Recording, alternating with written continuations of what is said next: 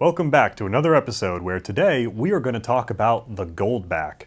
Over the past couple of shows, we've talked about CBDCs and their potential impact, some concerns that states have, and steps they can take to mitigate any negative effects of CBDC adoption.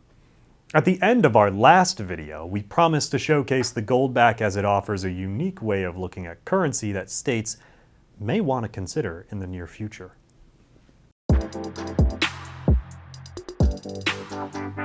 So I have some product we pulled from the vault, and these are Goldbacks. Now, Goldbacks are a relatively new product, with the first being produced just a few years ago in 2019.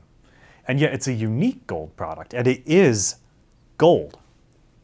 It's not a gold certificate where you can exchange it for a set amount of gold. It is actual gold, and the way they produce it is with some advanced printing technology. And my understanding is that it binds everything together atom by atom. Exactly how it works is not well publicized, but we'll get into why that's good later. The most important thing to note is that this is not designed to be an investment product so much as it is designed to be a currency. And that makes it very different from many of the other products on the market. It also results in some really neat features that make it more viable as a currency than, say, a gold coin. And that's really why we're covering this today. It's a potential currency that states are legally allowed to adopt and use, and it has the features where it's feasible to do so. So a quick review of what we discussed in other videos. CBDCs are on their way, and they come with major privacy and control concerns. We detailed that in our first video, so go watch it if you haven't seen it.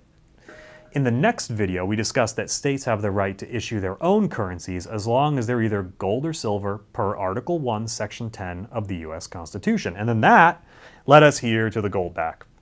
So what makes the Goldback so different from existing gold products that it deserves a highlight? Well, first let's talk about what gold coins can't do. They can't be used to make very small purchases. At some point, it's just no longer feasible to carry around a coin small enough to use. Ever seen a half-gram gold bar? It's smaller than my thumbnail. If you tried to carry that around in your pocket, it would be destroyed or lost almost instantly. But a Goldback goes to 1/1000th of an ounce of gold, making it possible to pay small bills with precious metals. It's also fungible. And fungible just means that I can trade 5 of the 1 Goldbacks for a 5 Goldback and vice versa. It's the same thing. Gold coins are not like that. I couldn't trade 2 half-ounce gold eagles for a 1-ounce gold eagle because the way the premiums are calculated on those sizes gives them different prices. There's no interchangeability there, and that limits its viability as a currency. Goldbacks are superior in that regard. It's also better than a gold certificate because it has real gold contained within it. A silver or gold certificate relies on a promise of vaulted gold or silver at your local depository, and that's not always to be trusted.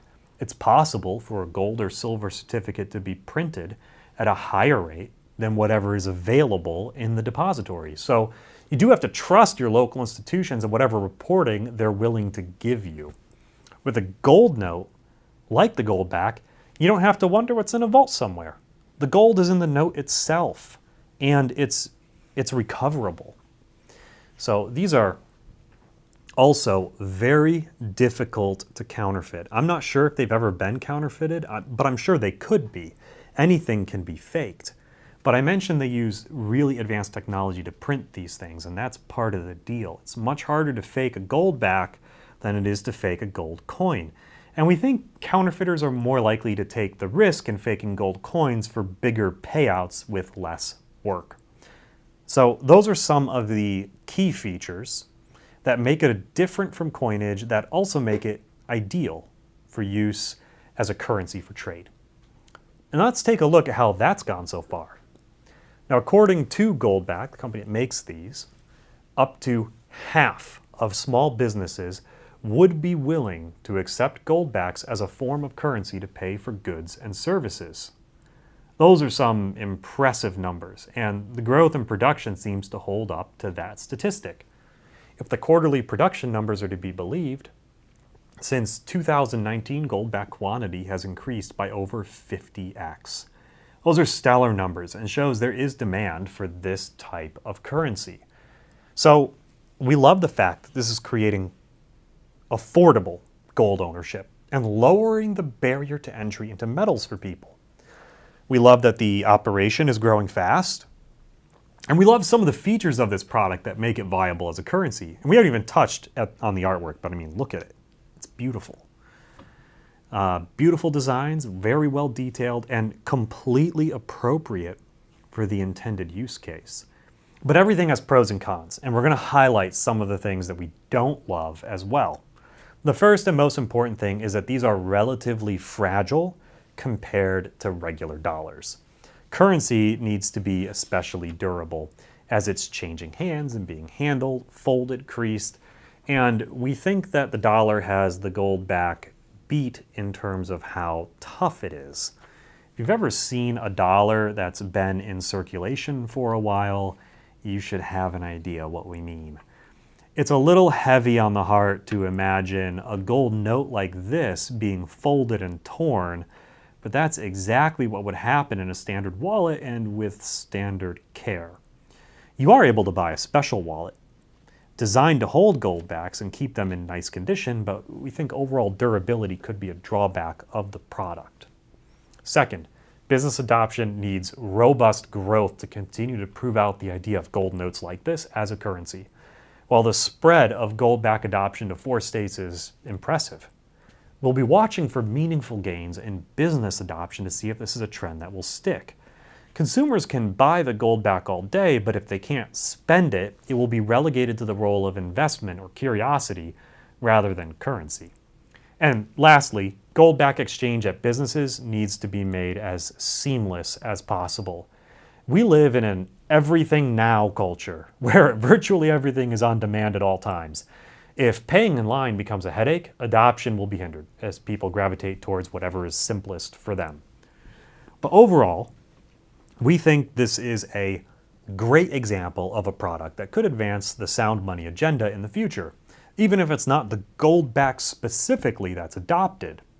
So, what do you think? Does the Goldback represent a leap forward that states can use as an example? Will you be adding some of these to your own stack? Or do you think the traditional coin would do as currency? Leave us your thoughts in the comments below. That's all we have for you today. Please remember to like, subscribe, and share with a friend. Thanks for watching, and we'll see you next time.